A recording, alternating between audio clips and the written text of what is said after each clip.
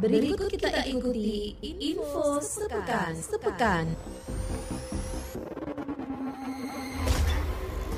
Komisi Pemilihan Umum KPU di 4 Kabupaten Madura membuka pendaftaran kelompok penyelenggara pemungutan suara KPPS untuk Pilkada 2024. Mantan Wakil Ketua Dewan Perwakilan Rakyat Daerah DPRD Kabupaten Sampang, Fauzan Adima, resmi berstatus terpidana setelah dieksekusi oleh Kejaksaan Negeri Kejari Sampang. 2 siswa SD Negeri Kemayoran 1 Bangkalan Hamalatul Aziza, siswa kelas 5 dan Madinah Safir RS, siswa kelas 6 sukses meraih juara 1 nasional Pantonim. Seluruh informasi peristiwa politik, ekonomi, sosial, dan budaya di Madura tersebut kami rangkum dalam Info Sepekan edisi 22 September 2024 bersama saya, Familia.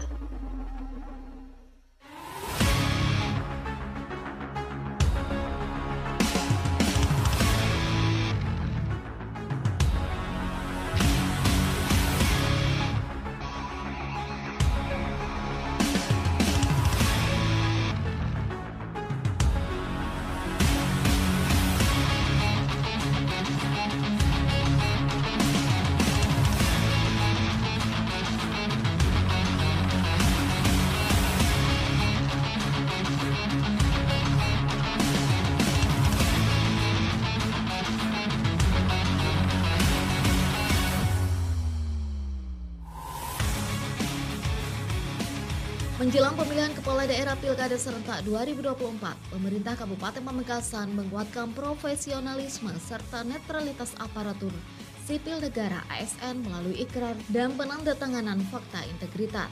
PJ Bupati Pamekasan Mas Rukin mengatakan bahwa tanda tangan fakta integritas ini bukan sekedar seremonial karena pihaknya sudah menugaskan Badan Kesatuan Bangsa dan Politik bersama Komunitas Intelijen Daerah Kominda untuk mengawasi para ASN menjelang Pilkada tahun ini.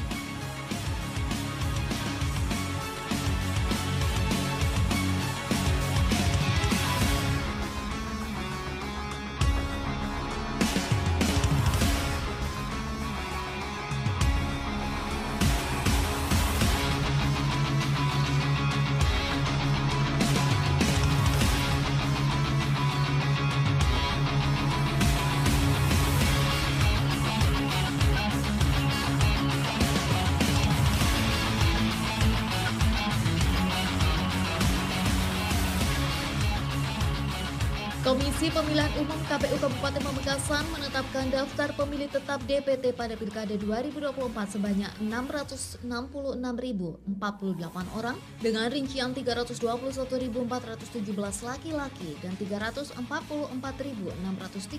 perempuan. Jumlah tersebut menurun dari pemilu 2024 lalu yakni 676.308 orang. Bahkan jumlah tersebut juga berkurang dari daftar pemilih sementara DPS yang ditetapkan KPU Pamekasan beberapa waktu lalu, yakni 666.992 orang. Ketua Divisi Perencanaan Data dan Informasi KPU Pamekasan Muhammad Halili mengatakan perubahan itu adalah hasil pencermatan KPU, tanggapan masyarakat dan saran Bawaslu setempat pada tahapan daftar pemilih sementara hasil perbaikan DPSHP. Dan perubahan itu terjadi karena ada validasi data terutama berkaitan dengan data ganda. Kemudian yang kedua berkaitan juga dengan pemilih yang tidak memenuhi syarat seperti pemilih meninggal, kemudian juga berkaitan dengan lokasi khusus, kemudian pindah domisili, ya perubahan status, kemudian di bawah umur, berkaitan dengan itu. Halili menyampaikan bagi warga yang tidak masuk DPT tetapi memenuhi syarat sebagai pemilih agar melapor ke panitia pemungutan suara PPS atau langsung mendatangi kantor KPU setempat untuk menunjukkan kartu tanda penduduk atau kartu keluarga untuk dimasukkan dalam daftar pemilih tambahan DPTB atau daftar pemilih khusus DPK.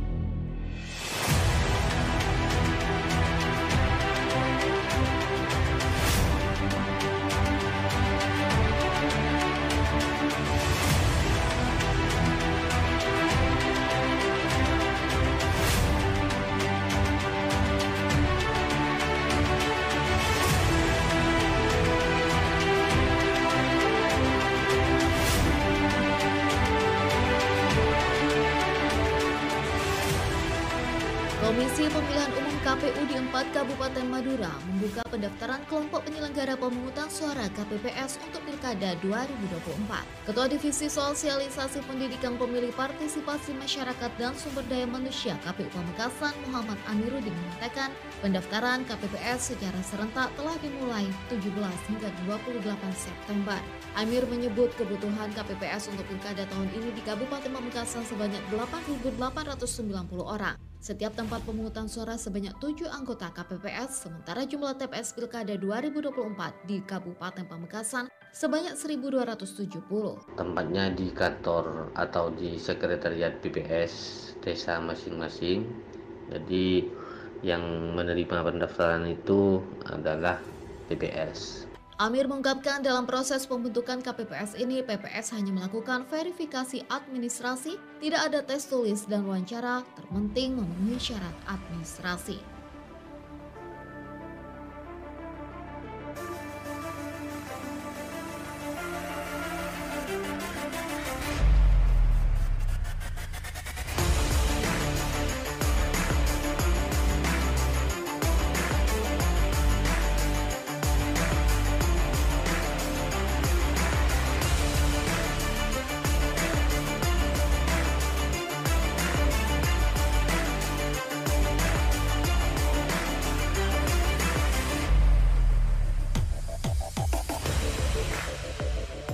Mantan Wakil Ketua Dewan Perwakilan Rakyat Daerah DPRD Kabupaten Sampang, Fauzan Adima, resmi berstatus terpidana setelah dieksekusi oleh Kejaksaan Negeri Kejari Sampang setelah Mahkamah Agung MA menolak kasasi yang diajukan oleh Fauzan sehingga memperkuat putusan Pengadilan Tinggi PT Jawa Timur. Jaksa Penuntut Umum JPU Kejari Sampang Soeharto mengungkap bahwa Fauzan segera dieksekusi dan dibawa ke rumah tahanan Rutan Sampang untuk menjalani hukuman. Putusan kasasi Fauzan Adima memutuskan pidana penjara selama 1 tahun 6 bulan sesuai dengan putusan Pengadilan Tinggi.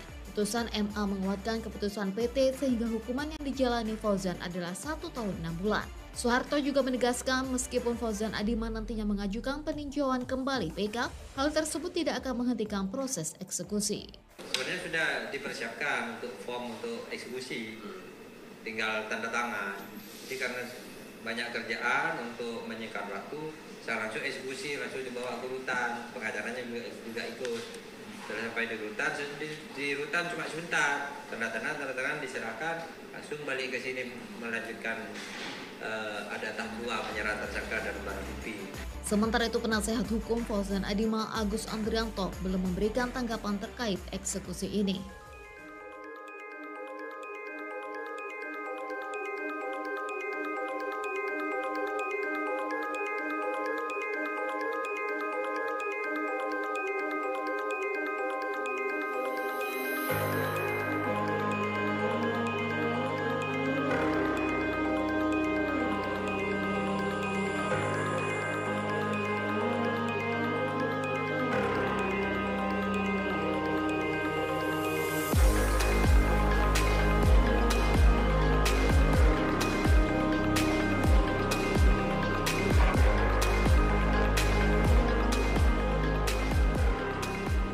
Palang Merah Indonesia PMI Kabupaten Pamekasan turut menyalurkan bantuan air bersih untuk memenuhi kebutuhan masyarakat terdampak kekeringan akibat musim kemarau tahun ini. PMI Pamekasan menyalurkan bantuan air bersih untuk masyarakat di 3 desa yaitu Desa Pakeken, Kecamatan Pademawu, Desa Belumbungan, Kecamatan Larangan, dan Desa Larangan Tokol, Kecamatan Telanakan. Sekretaris PMI Pamekasan Hairul Saleh mengatakan pihaknya menggunakan 1 tangki air dengan kapasitas 6.000 liter untuk menyalurkan bantuan air bersih. Pendistribusian dimulai sejak awal September lalu.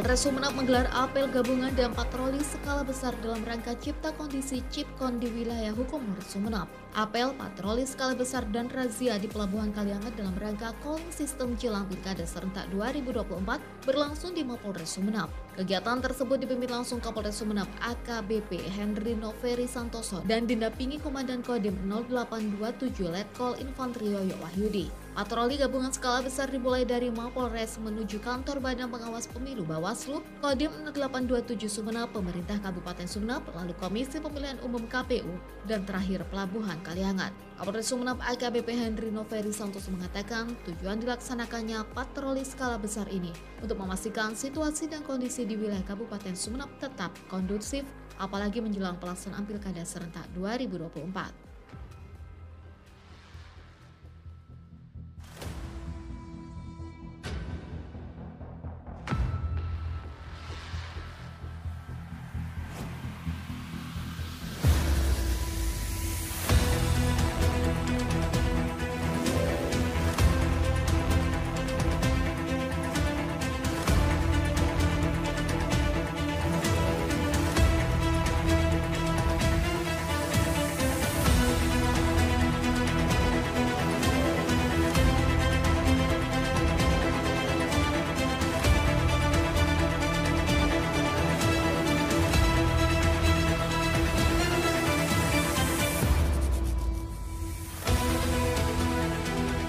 Untuk membantu meringankan beban warga miskin, sejumlah program terus diluncurkan pemerintah, mulai dari pemerintah pusat, pemerintah provinsi, pemerintah daerah, hingga pemerintah desa. Khususnya pemerintah desa sesuai regulasi yang ada maksimal 25 dari dana desa yang ada diharapkan dianggarkan untuk penanganan kemiskinan ekstrim. Koordinator Tim Pendamping Profesional Kabupaten Sumeneb Muhammad Ilyas mengatakan penanganan kemiskinan ekstrim bisa berupa pemberian bantuan langsung tunai BLT hingga pembangunan saluran air bersih. Sedangkan di antara kriterianya, warga miskin itu berdomisili di desa yang bersangkutan masuk pada kategori miskin ekstrim. Di dalamnya ada keluarga sakit menahun, termasuk juga keluarga dengan anggota tunggal lansia. Kalau yang berkaitan dengan penanganan kemiskinan ekstrim yang bersumber dari dana desa itu, salah satu bentuk kegiatannya adalah BLT, bantuan langsung tunai dana desa. Tapi biasanya juga ada kegiatan-kegiatan yang berupa saluran air bersih ke rumah tangga orang miskin itu. Sementara angka kemiskinan di Kabupaten Sampang mengalami kenaikan 0,15% pada 2024. Pemicu kenaikan angka penduduk miskin di wilayah Kabupaten Sampang karena naiknya harga kebutuhan pokok yang tidak diimbangi dengan kenaikan pendapatan.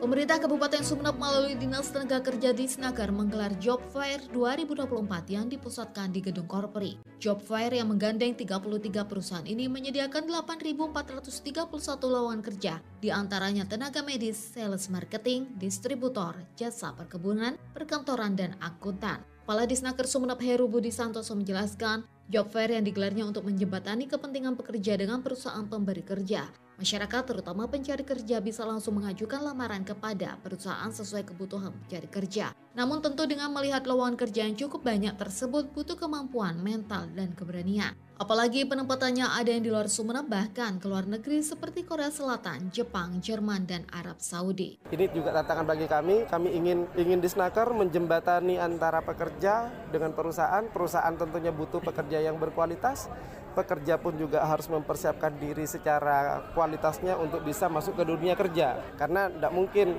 kita bekerja tanpa tidak ada skill ke tempat kerja. Dan mental kita kadang masa adik-adik kita itu kalau mau kerja, dunia kerja tidak seindah yang dibayangkan. Kita harus berkarir dari bawah sampai kita kesuksesan itu ada di masing-masing individu. Sementara itu Bupati Sumeneb Ahmad Fauzi mengatakan job fair digelar bagian dari upaya pemerintah kabupaten dalam mengurangi angka pengangguran karena saat ini masih di angka 1,79%.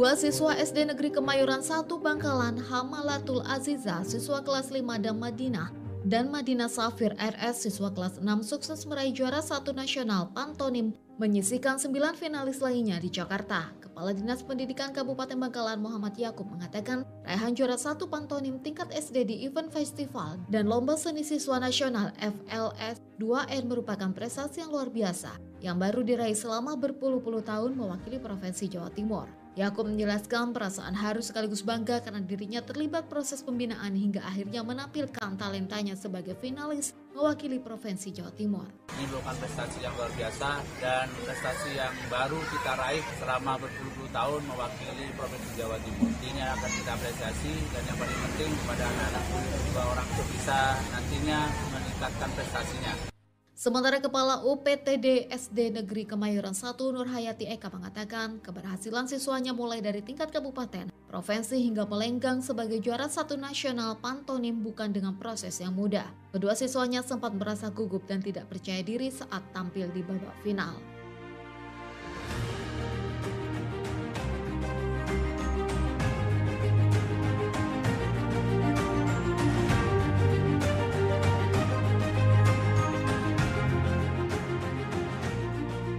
Sekian info sepekan edisi 22 September 2024, naskah dan narator Famelia, produksi Radio Republik Indonesia Sumeneb.